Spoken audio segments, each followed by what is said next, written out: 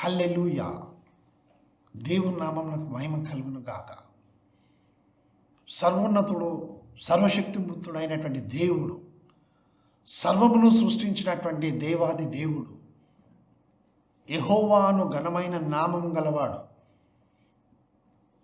ఉన్నవాడను అనువాడనే ఉన్నానని బయలుపరుచుకున్నటువంటి తన నామమును ప్రకటించినటువంటి దేవుడు యెహోవా ఈరే, యెహోవా రాఫా, యెహోవా నిస్సి, యెహోవా సిద్కీను. ఈ దేవుడు మన దేవుడై ఉన్నాడు. యేసు క్రీస్తు ప్రభు నందు మనం ఉన్నాం గనుక మనకు యెహోవాను ఘనమైన నామం గల దేవుడు నాకు తండ్రి, నీకు తండ్రి, మనకు తండ్రి అయి ఉన్నాడు. మనం ఆయన పిల్లలము. క్రీస్తు యేసునందు మనం ఉన్నాం కాబట్టి ఆయన పిల్లలము. కుమారులు తన తండ్రిని అడిగితే ఏ విధంగానైతే అన్నీ సమకూర్చి ఇస్తారో, ప్రేమిస్తారో, క్షమిస్తారో, బలపరుస్తారో, అదేవిధంగా మన పరలోకమందున్న తండ్రి కూడా మనల్ని అదేవిధంగా అంతకంటే ఎక్కువగా, ఈ లోకములో ఉన్నటువంటి తండ్రి తల్లి కంటే ఎక్కువగా ఆయన మనల్ని ఆదరించి, ప్రేమించి, క్షమించి, కృపచూపుచు బలపరుస్తూ ముందుకు నడిపిస్తాడు. ఎందుకు కృంగి ఉన్నావు నా ప్రియమైన సహోదరి, నా ప్రియమైన సహోదరుడా? సహాయం చేయుటకు దేవుడు నీకు లేడా? ఉన్నాడు. ప్రార్థన చేయి. ఇప్పుడు ఈ వాక్యం వినడానికి సిద్ధపడదామా? ప్రేమగల తండ్రి, నీకు వందనాలు, స్తోత్రం. ప్రార్థన నాలకించువాడా, సర్వశరీరులు నీ యొద్దకు వచ్చేదరని వ్రాయబడిన ప్రకారం ఇదిగో మేము చేయి ప్రార్థన పరలోకమందు నీ ఉన్న దేవాలయములో నీ చెవులో జొచ్చి ఉంటుందని మేము నమ్ముచూ నీ కృతజ్ఞతాస్తుతులు చెల్లిస్తున్నాం. విని మౌనంగా ఉండే దేవుడవు కాదు, విని జవాబిచ్చే దేవుడు. ఎందుకంటే పర్వతములు తొలగినను, మెట్టలు తత్తరిల్లినను నా కృప నిన్ను విడిచిపోదు అని అన్నావు. అంటే మేము అయోగ్యులము, అనర్హులమైనప్పటికీ నీ అపారమైన ప్రేమను మా ఎడల వెల్లడిపరుస్తే కృప. కాబట్టి మేము అర్హులము కాదు, నీవి మమ్మల్ని క్రీస్తు యేసునందు ఉన్నాము కనుక అర్హులనుగా చేస్తూ ఉన్నావు. సమస్తమును మాకు సమకూర్చుచున్నందులకై వందనాలు. ఈ వాక్యము ద్వారా నీవు మాతో మాట్లాడి మాకు నేర్పించుమని యేసునామమున ప్రార్థిస్తున్నాను తండ్రి, ఆమేన్. దేవుని ప్రియమైన ప్రజలారా, మత్తయి రాసిన సువార్త 26వ అధ్యాయము 41వ వచనాన్ని మనము బైబిల్ గ్రంథంలో చూద్దాము. The Gospel according to St. Matthew chapter 26 and verse 41. It is written in the Bible like this: మీరు శోధనలో ప్రవేశించకుండానట్లు మెలకువగా ఉండి ప్రార్థన చేయుడి. ఆత్మ సిద్ధమే కానీ శరీరమో బలహీనము. ఆత్మ సిద్ధమే కానీ శరీరమో బలహీనం. అవును, గెత్సెమనే తోటలో యేసు ప్రభు ప్రార్థన చేస్తూ ఆయన లేచి వచ్చి తన శిష్యులను చూచినప్పుడు వారు నిద్రాభారం చేత వారి కన్నులు మూసుకొని పోతున్నాయి. అప్పుడు పేతురు, యాకోబు, యోహానులతో ఏమంటాడంటే, ఒక్క గడి అయినా నా కొరకు మీరు మెలకువగా ఉండలేరా? అవును, ఆ దినమున యేసు ప్రభు తన శిష్యులను అడిగాడు. ఈ దినమున నిన్ను నన్ను మనల్ని అడుగుతూ ఉన్నాడు. ఏమనంటే, రోజంతా ఉద్యోగం చేసి వస్తాము. ఈ రోజుల్లో రాత్రంతా ఉద్యోగం చేస్తూ ఉన్నారు, పగలు పడుకుంటుంటున్నారు. మరి వారికి ప్రార్థనా సమయం ఎప్పుడు? 3 o'clock, 2 o'clock, 4 o'clock లాగౌట్ అవుతారు. లాగౌట్ కాగానే వెంటనే వారు కాలకృత్యాలు తీర్చుకొని నిద్రపోతున్నారు. మళ్ళీ ఈవినింగే లేస్తారు వాళ్ళు. ఈ మధ్యలో వారికి ప్రేయర్ టైం ఎక్కడా? ఏమంటే, అలసిపోయాను ప్రభా. శరీరం బలహీనమే కానీ నీ ఆత్మసిద్ధం. ఆత్మసిద్ధంగా ఉన్నప్పుడు మనము ఆత్మలో ప్రార్థన చేయాలి. ఆత్మలో ఎలా ప్రార్థన చేయాలి? దేవుడు నేర్పిస్తాడు. నువ్వు మౌనంగా ఉన్నప్పుడు నీలో ఉన్న ఆత్మ, దేవుని ఆత్మ, ఆయనే ప్రార్థన చేస్తాడు. రోమపత్రిక 8వ అధ్యాయం 26వ వచనం ఎప్పుడు చదవలేదా? మనము యుక్తంగా ప్రార్థించడం ఎలాగో మనకు తెలియదు, ఆత్మ తానే మన పక్షంగా భరింపశక్యం కానీ మూలుగులతో అబ్బా తండ్రి అని విజ్ఞాపన చేస్తున్నాడని వ్రాయబడినది. ప్రార్థించడం నీవు నేను కాదు, మనం ప్రార్థిస్తున్నామంటే అది లోక సంబంధమైనటువంటి ప్రార్థనే. మన మనస్సులో పుట్టుతున్నటువంటి ఆలోచనల శరీర సంబంధమైనటువంటి ప్రార్థననే. కాబట్టి శోధనలో ప్రవేశించకుండా ఉండాలి అని అంటే మెలకుగా అంటే ఎప్పుడు కళ్ళిలా తెరుచుకొని చూస్తూ కూర్చోవడం కాదు. మనం ఎప్పుడు కూడా దేవుని యొక్క వాక్యం ధ్యానిస్తూ నిద్రించినా కానీ దేవునితో మనము ఆ యొక్క సహవాసమును కలిగి ఉండాలి. పరమగీతము 5వ అధ్యాయం 2వ వచనంలో అంటాడు, నేను నిద్రించి తినే కానీ నా మనస్సు మేలుకొని ఉన్నది. అవును, దేవుని ఆత్మచేత నడిపించబడేటటువంటి వాళ్ళు, దేవుని ఆత్మచేత నడిపించబడాలని ఎవరైతే ఆయనకు లోబడి జీవిస్తారో, దేవుని వాక్యానుసారంగా నడుచుకొని ఉంటారో వారికి తెలుసు మనస్సు ఏ విధంగా మెలకువగా ఉంటుందో. ఆ విధంగా యేసుప్రభు ఏం చెప్పాడో తన శిష్యులతో అంటే, మీరు శోధనలో ప్రవేశించకుండా ఉండాలి, పాపము చేయకుండా ఉండాలి, ఈ లోక సంబంధమైన ఆశలకు లొంగిపోకుండా రాబోయేటటువంటి ప్రతి విధమైన పరిస్థితులను ఎదుర్కోవాలి అని అంటే ప్రార్థన చేస్తూ ఉండాలి. ప్రార్థన చేస్తూ ఉండాలని యేసుప్రభు శిష్యులకు ఒక గొప్ప సత్యమును నేర్పించాడు. రెండవది మనం చూసినట్లయితే మార్కు రాసినటువంటి సువార్త 13వ అధ్యాయము 32, 33 వచనాలను నేను చదువుతున్నాను. ఇక్కడ రాకడను గురించి యేసుప్రభు తెలియజేస్తున్నాడు. మనుష్య కుమారుని యొక్క రాకడను గురించి యేసుప్రభు తెలియజేస్తున్నాడు. ఆ దినమును గూర్చి ఆ గడియను గూర్చి తండ్రి తప్ప ఏ మనుషుడైనను పరలోక మందలి దూతలైనను కుమారుడైనను ఎరుగరు. జాగ్రత్త పడుడి, మెలకుగా ఉండి ప్రార్థన చేయుడి, ఆ కాలం ఎప్పుడు వచ్చునో మీకు తెలియదు. చాలామంది ప్రెడిక్షన్స్ చేస్తున్నారు. 1981 జూన్ 7th రోజు వస్తాడని ఒక ఆయన చెప్తాడు, ఇంకొక ఆయన ఈ సంవత్సరంలో వస్తాడు నేను చూశానని ఒక ఆయన చెప్తాడు. ఈ విధంగా రకరకములుగా అంటే బైబిల్ గ్రంథములో వ్రాయబడి ఉన్నటువంటి సత్యమును తెలిసి కూడా వారు ప్రజలను మోసగిస్తూ ఉంటారు. ఎందుకంటే పేరు ప్రఖ్యాతులు కలిగినటువంటి సేవకులు కదా, దైవజనులు, బోధకులు. అబద్ధ బోధకులు అన్నాడు వాళ్ళని యేసుప్రభు, నేను కాదు అనేది, యేసుప్రభే అన్నాడు. ఎందుకు అని అంటే సత్యమును వారు తెలుసుకొని కూడా సత్యమును బట్టి వాక్యమును ప్రకటించకుండా, సత్యవాక్యమందు తన ప్రజలను బలపరిచి నడిపించకుండా వారికి అబద్ధాలు చెప్పి మోసంలోకి నడిపిస్తారే వారిని అబద్ధ ప్రవక్తలు అన్నాడు. సత్యం తెలుసు కానీ వాళ్ళు అబద్ధాలు చెప్తూ ఉంటారు. యేసు ప్రభు రాకడ తండ్రి చిత్తానుసారంగానే జరుగుతుంది. ఆయన ఎప్పుడైతే తన కుమారుని చూచి, నా కుమారుడా నీ వెళ్ళు, సంఘమును ఎత్తుకొని తీసుకొని రా, నీ శరీరం అనే సంఘమును ఎత్తుకొని తీసుకొని రా అని అన్నప్పుడు ఆకర్షించుకొని తీసుకొని వెళ్ళిపోవడమో రెప్పపాటులో జరిగిపోతుంది. కాబట్టి ఎప్పుడో మీకు తెలియదు కనుక మెలకుగా అంటే ఇప్పుడే వచ్చినట్లుగా మెలకుగా ఉండాలి. ఇప్పుడే వచ్చినట్లుగా మెలకుగా ఉండి ప్రార్థన చేయమని చెప్తున్నాడు. దేవుని ప్రియమైన ప్రజలారా, ఎప్పుడు ప్రార్థన చేయాలి? ఇది చాలామందికి కఠినంగా కనిపించవచ్చును. ఏ సమయంలో ప్రార్థన చేయాలి? ఉదయమున ప్రార్థన చేయాలి. చాలామంది నాతో పంచుకునేది ఏమిటంటే, బ్రదర్ మేము ఉదయం తెల్లవారి 3 గంటలకు 4 గంటలకు లేవగానే నేను ప్రార్థన చేసుకుంటాను. మంచిదే. అంటే ఆ తర్వాత ఆ సహవాసము కట్ అయిపోయిందా? అంటే మనం సెల్ ఫోన్లో మాట్లాడినంతసేపు మాట్లాడిన తర్వాత సెల్ ఫోన్ కట్ చేసేస్తాము.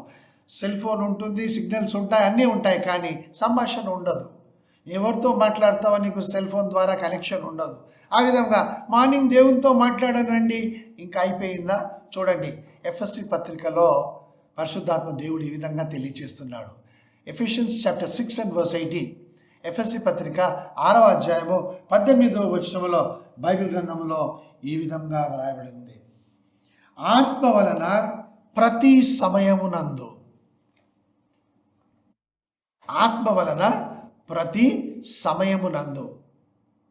చూడండి, ప్రతి సమయం అంటే ఏ సమయము అంటే నీవు బయటికి వెళ్తున్నప్పుడు ప్రార్థన చేయాలి, బయట నుంచి లోపలికి రాగానే, ఇంటిలోనికి రాగానే ప్రార్థన చేస్తావా? చేస్తే దేవుని నామమున మహిమ కలుగును గాక. నేను బయటికి వెళ్ళేటప్పుడు ప్రార్థన చేస్తాను, వెహికల్ నడిపిస్తున్నప్పుడు ప్రార్థన చేస్తూ ఉంటాను, ఇంటికి వచ్చిన తర్వాత కూడా ఇంట్లోనికి ప్రవేశించగానే ప్రార్థన చేసిన తర్వాతే బట్టలు మార్చుకుంటాను. నేను ప్రభా క్షేమంగా నన్ను ఎత్తుకొని వెళ్ళావు, నేనున్న స్థలంలో ఆశీర్వాదంతో అందరినీ ఆశీర్వదించావు, నన్ను కూడా అక్కడ దీవించి వాడుకున్నావు, మరలా క్షేమంగా తోడుకొని వచ్చావు, నీ ఆశీర్వాదం నుండి నా కుటుంబము నిత్యం ఆశీర్వదించబడి నిత్యము మేము నీ సన్నిధిలో కనబడుతుముగాక అని ప్రార్థన చేసుకొని దేవుడికి వందనాలు చెల్లిస్తాను. ఎందుకంటే బయటికి వెళ్ళిన వాడు యాక్సిడెంట్కి గురి కాకుండా వస్తాడో లేదో ఎవరికీ తెలియదు. మోసగింపబడి, బాధింపబడి, దుఃఖపరచబడి వస్తాడో లేడో మనకు తెలియదు. కాబట్టి ఎలాంటి పరిస్థితులైనా ఎదుర్కొనుటకు ప్రభు సహాయం చేశాడు. కాబట్టి తిరిగి వచ్చినప్పుడు ప్రతి సమయమందు మనం ఏం చేస్తూ ఉండాలంట? ప్రతి విధమైన ప్రార్థనను, విజ్ఞాపనను చేయొచ్చు. ప్రతి విధమైన ప్రార్థన అంటే చాలామంది భోజనానికి ప్రార్థన చేయమంటే పాస్టర్ గారి కొరకు ప్రార్థన చేస్తారు. ప్రభా, పాస్టర్ గారు మంచి వాక్యం చెప్పారు, ఆయనను ఆయన కుటుంబాన్ని దీవించి ఆస్వాదించమని. బైబిల్ పాఠం చదువుమని బైబిల్ పాఠం ఇస్తే ప్రార్థనతో ప్రారంభించమనంటే వాళ్ళని దీవించు, వీళ్ళని దీవించు, వీళ్ళని కాపాడు, వారికి ఆరోగ్యం ఇయ్యు, ఈ ప్రార్థన చేస్తుంటారు. వాక్యం గురించి చెయ్యరు. ఆహారం గురించి ప్రార్థించమంటే ఆహారం గురించి చెయ్యరు. చనిపోయినటువంటి వారి సమాధి దగ్గర ప్రార్థన చేయమంటే వారికి ఆ సమాధి దగ్గర ప్రార్థన చేయడం తెలీదు. చిన్న బిడ్డలను ఊయలలో వేసినప్పుడు అక్కడ ఏం ప్రార్థన చేయాలనో కూడా తెలీదు. ఈ విధంగా ఉన్నాయి పరిస్థితులు. నానా విధమైన ప్రార్థనలు, విజ్ఞాపనలు వేరువేరుగా ఉంటాయి.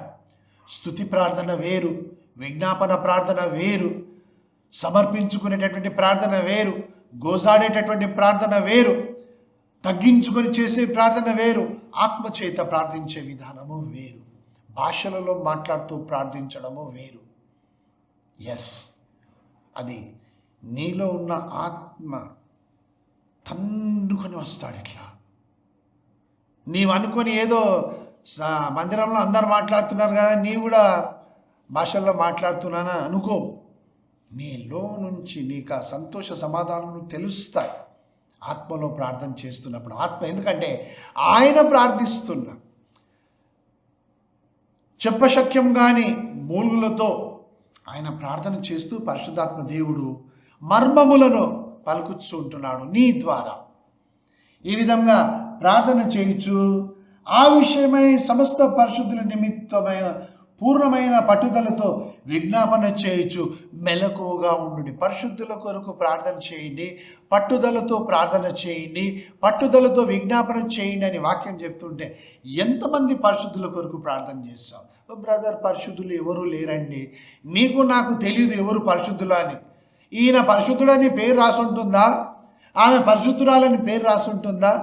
లేదు కదా. ప్రభువా, ఈ లోకంలో నీ కొరకై బాధింపబడుతూ, వేధింపబడుతూ, పరిశుద్ధులుగా జీవించుచు పరిశుద్ధమైన జీవితం జీవిస్తున్న పరిశుద్ధులను కాపాడు, వారిని ఆత్మలో వర్ధిల్ల చేయు, వారి ప్రతి అవసరతను తీర్చు, వారి శోధన గడియలో నీవు వారికి తోడుగా ఉండి వారిని తప్పించమని ఒక చిన్న ప్రార్థన సమస్త విశ్వాసుల కొరకు, సమస్త పరిశుద్ధుల కొరకు, అనగా లోకంలో ఉన్న వారందరి కొరకు పట్టుదల కలిగి ప్రార్థన చేయమని, మెలకువగా ఉండమని హెచ్చరింపబడుతున్నాము ఈ దినమున.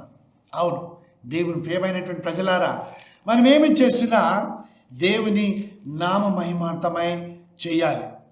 మనం ఏ విధంగా నిలబడ్డా దేవునికి మనము నిశ్చయిత కలిగినటువంటి వారమై మనము నిలబడాలి. చూడండి, పరిశుద్ధుల కొరకు ప్రార్థన చేయమని ఎఫెసీ పత్రిక 6వ అధ్యాయం 18వ వచనం మనం చూసామా? పట్టుదలతో ప్రార్థన చేయమని చూసామా? మనము ప్రార్థన చేయడం లేదు.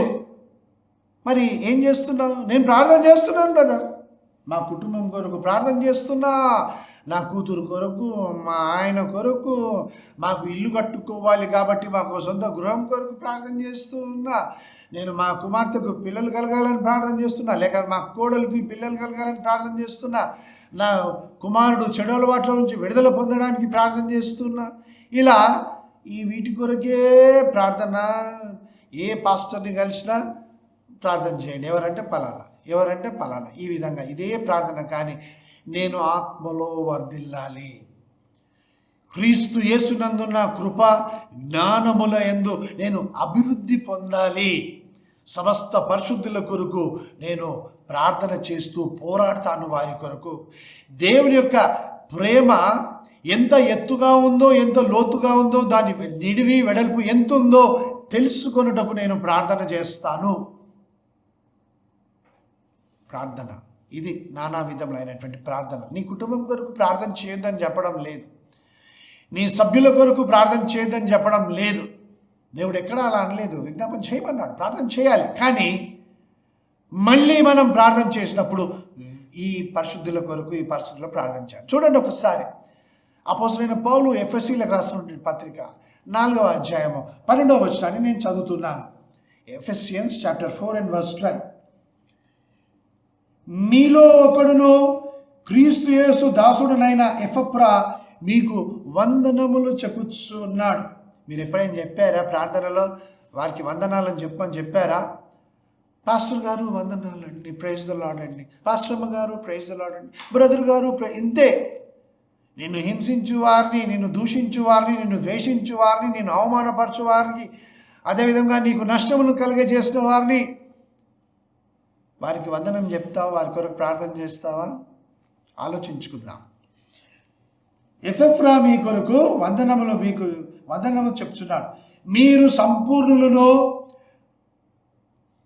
ప్రతి విషయములో దేవుని చిత్తమును గూర్చి సంపూర్ణ ఆత్మ నిశ్చయం గలవారినై నిలకడగా ఉండవలనని ఇతడు ఎల్లప్పుడూ మీ కొరకు తన ప్రార్థనలో పోరాడుచున్నాడు. దేవుని నామం నాకు మహిమ కలుగునుగాక. ఈ వాక్యం వినుచున్నటువంటి నీవు కూడా ఇతరులు పడిపోకుండా నిలబడడానికి, విశ్వాస విషయంలో వారు బలమును పొందడానికి, వారు శోధనలో పడిపోయి ఈ లోకంలో వారు దేవుని విడిచిపెట్టకుండా ఉండడానికి, సమస్త పరిశుద్ధుల కొరకు, సమస్త విశ్వాసుల కొరకు, మరి బలహీనులైనటువంటి క్రైస్తవుల కొరకు, ఈ లోకంలో ఉన్నటువంటి ప్రతి ఒక్కరు రక్షణలోనికి రావాలని, ఈ ఆత్మ నశించిపోకుండా నరకంలోనికి పోకుండా వారందరూ రక్షణలోనికి నడవాలని, సువార్త వేగంగా వ్యాపించాలి, ప్రకటించేవారు రావాలి.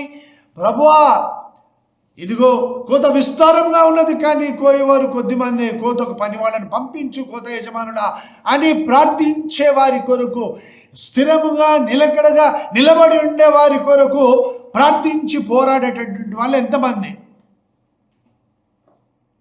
ఎఫెసీ పత్రిక 4వ అధ్యాయం 12వ వచనాన్ని మనం చూసాం. అవును, అనేక విధమైనటువంటి శోధనలు, అనేక విధమైనటువంటి బాధలు, అనేక విధమైనటువంటి కష్టాలు, వేదనకరమైన పరిస్థితులు, ఇవన్నీ మనిషిని బాధిస్తూ ఉన్నాయి, పీడిస్తూ ఉన్నాయి, వేధిస్తున్నాయి.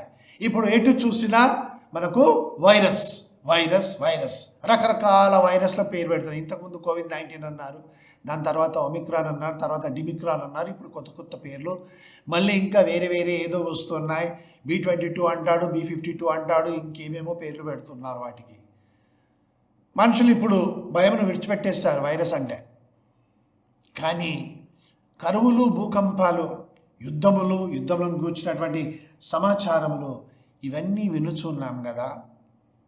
నేను ఈ దినమే చదివాను, అనగా రికార్డ్ చేస్తున్నటువంటి దినం చదివాను. రష్యా వాళ్ళు కొన్ని చాలా నష్టమును కలిగించి, ప్రాణ నష్టమును, ఆస్తి నష్టమును కలిగించేటటువంటి మిసైల్స్తో వారు ఆ యొక్క బెలారస్ ప్రాంతంలో జెట్ ఫైటర్స్ ద్వారా తిరుగుచున్నారని వెస్టర్న్ కంట్రీస్ అంటే అమెరికా, ఇంకా Germany, United Kingdom, France, Japan, ఈ దేశములన్నీ కూడా రష్యాను చూసి భయపడాలని వారు మేము ఈ యొక్క మిసైల్స్ని మేము మామూలు కాదు, మిసైల్స్ని మేము వేస్తాం, క్షిపణులను మేము వేస్తే బహుగా నష్టం జరుగుతుందని భయపెడుతున్నారు. అయితే ఈ వాక్యము మీకు ప్రకటించబడే సమయానికి యుద్ధము యుక్రెయిన్కు తర్వాత రష్యాకు మధ్యలో జరుగుతున్న యుద్ధం ఏ విధమైన మలుపు తిరుగుతుందో మరి దేవుని చిత్తానుసారంగా నడుస్తూ ఉన్నది. ఎందుకంటే యుద్ధంలో సమాచారం మనం వినుచూ ఉంటున్నాం. సునామీలు వస్తున్నాయి, వాతావరణంలో మార్పులు, ఎక్కడైతే వర్షం లేదో ఎడారులు ఉన్నాయో ఆ స్థలములో విపరీతంగా వర్షాలు కురుస్తూ ఉన్నాయి. ఎక్కడైతే ఇంతవరకు మంచు కురవలేదో అక్కడ విపరీతంగా మంచు కురుస్తున్నది. మంచు కురుస్తున్నటువంటి స్థలాల్లో చాలా మంచు, భరించలేనంత మంచు కురుస్తున్నది. ఆర్టికాలో ఉన్నటువంటి మంచు కొండలన్నీ కరిగిపోయాయి. సముద్రపు మట్టము పెరుగుతూ ఉన్నది. దీనివల్ల ఈ యొక్క సముద్ర తీరంలో ఉన్నటువంటి చాలా నగరాలు నీట మునిగిపోతాయని సైంటిస్టులు చెబుతూనే ఉన్నారు. ఆకాశంలో భయోత్పాదములు కలిగించేటటువంటి సూచనలు మనం చూస్తున్నాం. నాసా ఎప్పుడు కూడా చెప్తూనే ఉంటుంది, ఒక ఆస్ట్రాయిడ్ ఈ విధంగా వస్తుంది, అది భూమికి దగ్గరగా వస్తుంది, అది పక్క నుంచి వెళ్ళిపోవాలి అని. ప్రార్థన చేయమని చెప్పారు వాళ్ళు, పక్క నుంచి వెళ్ళిపోవాలంటారు, లేకపోతే దాన్ని డిఫ్లెక్ట్ చేద్దామంటారు, ఏమేమో అంటారు. కానీ ఆ యొక్క శిల ఏదైతే భూకక్ష వైపునకు వస్తున్నదో వెంట్రుకలో 1000 భాగం ఇటు పక్కకు జరిగిందంటే భూమి మీదకి వచ్చేస్తుంది. అది వారికి తెలియదు. వాళ్ళు ఏమనుకున్నారంటే ఇంత దూరంలో ఉంది, ఇటు పక్కకు వెళ్ళిపోతుంది అనుకుంటుంటున్నారు. కానీ తప్పది. ఇవన్నిటినీ కూడా మనం చూస్తూ ఉన్నాం. గ్రహణం వెంబడి గ్రహణం, చంద్రగ్రహణం, సూర్యగ్రహణం, సంపూర్ణ సూర్యగ్రహణం, సంపూర్ణ చంద్రగ్రహణం, గ్రహణాలు, నక్షత్రాలు రాలిపోవడం, ఇవన్నీ చూస్తున్నాం. భయం కావడం లేదా? అవుతుంది, కానీ మనకు ధైర్యం ఎక్కువ. ఏమవుతుందిలే, వచ్చినప్పుడు చూసుకుందాం అనే ధైర్యం. కాబట్టి వీటన్నిటినీ మనము తప్పించుకుంటాం. కానీ మనుష్య కుమారుని ఎదుట నిలబడుటకు శక్తి కలిగి ఉన్నావా? ఆలోచించు నా ప్రియమైన సహోదరుడా, నా ప్రియమైన సహోదరి. ఆయన మహిమతో వచ్చినప్పుడు ఆ మహిమలో నీవు నిలబడగలవా? శక్తి నీకు కలిగి ఉండాలి అని అంటే ఆయన ఎదుట నిలబడి నా ప్రభువా అని చెప్పగలిగిన స్థితిలో ఉండాలి అని అంటే లూకాసు వార్త 21వ అధ్యాయము 36వ వచనం ద్వారా దేవుడు నీతో మాట్లాడుతున్నాడు, నాతో మాట్లాడాడు. హల్లెలూయా, దేవుని నామమునకు మహిమ కలుగును గాక. Luke chapter 21 and verse 36 Bible గ్రంథములో ఈ విధంగా వ్రాయబడినది, కాబట్టి మీరు జరగబో వీటినెల్లా తప్పించుకొని, ఏమిటది? అకస్మాత్తుగా ఉరి వచ్చినట్లుగా దినం వస్తుంది. భూమి అంతటా నివసించే వారందరి మీదికి అకస్మాత్తుగా వస్తుంది. కాబట్టి వాటిని తప్పించుకోవాలి అని అంటే మనుష్య కుమారుని ఎదుట నిలబడుటకు శక్తి గలవారవునట్లు, పాత్రులమని ఎంచబడినట్లు. అనగా వర్ది నిలబడటంటే అందరూ క్రిస్టియన్స్ అందరూ ఆయన ఎదురుగా నిలబడరు. వర్ది అనగా those who are washed by the blood of the Lamb. Those who are living a holy life. Those who are living according to the word of God, His statutes and His commandments. Those who are praying and being made holy by the Holy Spirit. Who are washed by the Lamb. Cleansed by the Lamb. Blood of the Lamb. Made holy. వాళ్ళు మాత్రమే పాత్రులుగా ఎంచుతాడు తండ్రి అయిన దేవుడు. అవును, ఆయన మనల్ని పాత్రులుగా ఎంచాలి. కానీ నేను మందిరం కట్టించాను, ఇప్పటికి 10 మందిరాలు, ఇప్పుడు 11 మందిరం కూడా కట్టించాను. ఎంత ఆశ సంపాదించుకుంటున్నాడో తెలుసా ఆయన? మీకు అది తెలియదు. మందిరాలు కట్టిస్తున్నాడు ఎవరి కొరకు? చుట్టుపక్కల ఉన్నటువంటి మందిరాలు ఉన్న వారందరూ ఈ మందిరానికి రావాలని ఆకర్షించుకోవడానికి, మా మందిరం చాలా బాగుంది అని చూపించుకోవడానికి అన్నమాట. వాళ్ళందరూ వెళ్ళారు పరలోకానికి. నో, మనుష్య కుమారుని ఎదుట నిలబడుటకు పాత్రులమని దేవుడు వాళ్ళని ఎంచి వాళ్ళను పరలోకానికి తీసుకొని వెళ్ళాలి. అది నీ మంచితనము నా మంచితనము కాదు, నీ భక్తి నా భక్తి కాదు, నీ నీతి క్రియలు నా నీతి క్రియలు అస్సలు కానీ కావు. కాబట్టి ఈ విధంగా నీవు మనుష్య కుమారుని ఎదుట పాత్రులుగా ఎంచబడాలి అంటే ప్రార్థన చేయొచ్చు, ఎల్లప్పుడూ ప్రార్థన చేయొచ్చు, మెలకువగా ఉండడని చెప్పాను. ఈ విధంగా మనము శోధనలో పడిపోతూ ఉంటాం. విశ్వాసులు కూడా పడిపోతుంటారు, ప్రార్థించలేకపోతారు.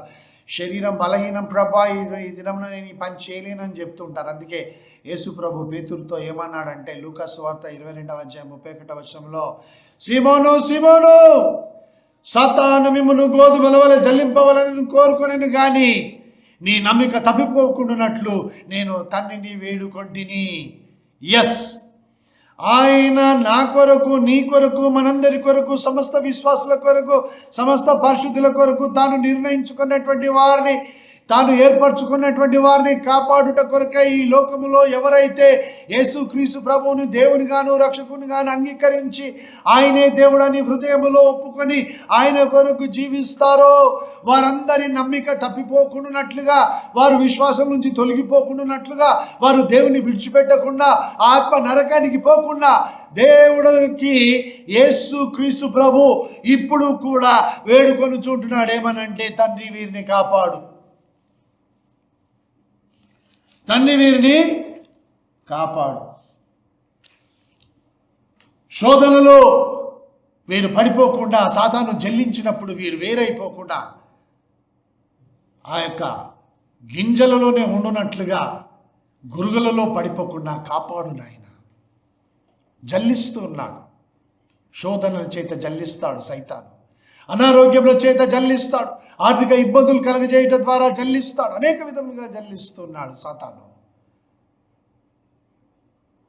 క్రీస్తు ప్రభు నీ కొరకు, నా కొరకు తండ్రిని వేడుకొంచున్నాడు కనుక మనం కాపాడబడుచున్నాం. దేవుని నామమున మహిమ కలుగును. అదే ప్రార్థన నీవు నేను మనం కూడా చేయాలి. కాబట్టి ఇంకొక ప్రార్థనా విధానం మనం చూద్దామా? చూడండి, నేను మత్తయి సువార్త 26వ అధ్యాయం 41వ వచనం చూపించాను. శోధనలో ప్రవేశించకున్నట్లు మెలకువగా ప్రార్థన చేయండి అని. మనుష్య కుమారుని రాకడ ఎప్పుడో మనకు తెలియదు కాబట్టి మార్కు సువార్త 13వ అధ్యాయము 32, 33 వచనాలలో మనుష్య కుమారుని రాకడ కొరకు ప్రార్థన చేయి, మెలకువగా ఉండాలని ప్రార్థన చేయమని చెప్పాను. తర్వాత ఎఫెసీ పత్రిక 6వ అధ్యాయం 18వ వచనంలో సమస్త పరిశుద్ధుల కొరకు ప్రార్థన చేయమని అక్కడ ప్రార్థన విజ్ఞాపన ఉన్నది. కొలస్సీ పత్రిక 4వ అధ్యాయం ఎఫెఫ్రా ఏ విధంగానైతే పరిశుద్ధులు పడిపోకుండా స్థిరులై నిలబడాలో, దేవుని యందు ఉండాలో పట్టుదల కలిగి ప్రార్థన చేస్తున్నాడో ఆ విధంగా ప్రార్థన చేయాలని మనం నేర్చుకున్నాము. లూకా సువార్త 21వ అధ్యాయం 36వ వచనంలో మనుష్య కుమారుని ఎదుట మనం శక్తి గలవారం పాత్రలమని ఎంచబడినట్లుగా నిలబడుటకు ప్రార్థించాలి, మెలకువగా ఉండి. అన్ని మెలకువగా ఉండి అంటే మన మనస్సు. పరమగీతంలో చూపించాను కదా, song of Solomon chapter 5 and verse 2లో చూపించాను కదా, నేను నిద్రించి తినే కానీ నా మనసు మెలకువగా ఉందనే విశ్వాసము, ధైర్యము, నమ్మకముతో ప్రార్థిస్తామా? అయితే ఒక్క వాక్యాన్ని మనం చూసుకొని ఇంకా ముగించుకుందాం. యేసు ప్రభు బహుగా ప్రేమించినటువంటి శిష్యుడు అయినటువంటి యోహాను సువార్తను రాశాడు, ప్రకటన గ్రంథమును ఆయనే రాశాడు. తర్వాత పత్రికలు, మొదటి పత్రిక, రెండవ పత్రిక, మూడవ పత్రిక, ఈ మూడింటిని కూడా యోహాను వ్రాసాడు. 3 పుస్తకాలను యోహాను వ్రాసాడు. యోహాను వ్రాసినటువంటి 3వ పత్రికలో ఒకటే పత్రిక, అది 2వ వచనం ఏమని ప్రార్థన చేస్తున్నాడనంటే, ప్రియుడా నీ ఆత్మ వర్ధిల్లుచున్న ప్రకారము నీవు అన్ని విషయములలో సౌఖ్యంగా ఉండవలనని, వర్ధిల్లుచు సౌఖ్యంగా ఉండవలనని ప్రార్థించుచున్నాను. నీవు ఆత్మలో వర్ధిల్లుచు ఉండాలి, వాక్యంలో చదువుతుండాలి, ప్రార్థనలో పట్టుదల కలిగి ఉండాలి, మెలకుగా ఉండి ప్రార్థన చేయాలి. యేసే నా దేవుడు అనే సాక్ష్యము హృదయములో ఉండాలి. తర్వాత బయట నీ జీవిత విధానం ద్వారా కనపరచాలి. నిన్ను చూస్తే ఇదిగో ఈయన క్రైస్తవుడు, అనగా క్రీస్తును ధరించుకున్నవాడు, క్రీస్తు ఆజ్ఞలకు లోబడి జీవిస్తున్నటువంటి వాడు ఈయన, ఈమెని మనుషులు నిన్ను గూర్చి సాక్ష్యం ఇవ్వాలి. అది ఆత్మలో వర్ధిల్లడము. నీవు అన్ని విషయంలో సౌఖ్యంగా ఉండాలని ప్రార్థిస్తున్నానంటాడు. అవును, ప్రార్థన చేస్తున్నాను. ఎక్కడో ఎవరో ఈ భూమి మీద నీ కొరకు, నా కొరకు ప్రార్థన చేస్తున్నాడు. వారు ప్రార్థన చేయకపోతే యేసు ప్రభు ప్రార్థన చేస్తున్నాడు మన కొరకు. ప్రేమగల తండ్రి, నీకు వందనాలు, స్తోత్రం. తండ్రి యొద్దకు వచ్చు వారి పక్షంగా నిరంతరము జీవించు వాడవైన యేసు క్రీస్తు ప్రభు, నీవు మా కొరకు ప్రార్థన చేస్తున్నావని హెబ్రీ పత్రిక 7వ అధ్యాయం 25వ వచనంలో మేము చదువుతూ ఉన్నాం. అవును, నీవు మా కొరకు విజ్ఞాపన చేస్తూనే ఉన్నావు. ఎందుకంటే మేము తండ్రి వద్దకు వస్తున్నాం. ఈ భూమి మీద మేము పరదేశులము, యాత్రికులమై ఉన్నామని గ్రహించి పునాదులు గల పట్టణం కొరకు ఎదురు చూస్తూ విశ్వాసమును కాపాడుకొనటకు మాకు సహాయము నీ ఆత్మ ద్వారా కలుగు చేయమని, ఆత్మలో వర్ధల చేసి బలపరచమని ప్రార్థిస్తున్నాం. వీరు చేస్తున్న ప్రార్థనకు జవాబు ఇచ్చినందుకు వందనాలు. ప్రతి ప్రార్థనను ఆలకించి అవును ఆమేననుచున్న యేసుక్రీస్తు ప్రభువా నీకు స్తోత్రం. మా ప్రతి అవసరతను ఈ లోకంలో తీర్చుచున్నందులకై, తీర్చబోచున్నందులకై నీకు వందనాలు. యేసుక్రీస్తు ప్రభువా, మనుష్య కుమారుడా త్వరగా రమ్ము. యేసు నామమున ప్రార్థిస్తున్నాను తండ్రి, ఆమేన్. మెలకువగా ఉండండి, ప్రార్థన చేయండి. ప్రభు రాకడ వచ్చేసింది. God bless you.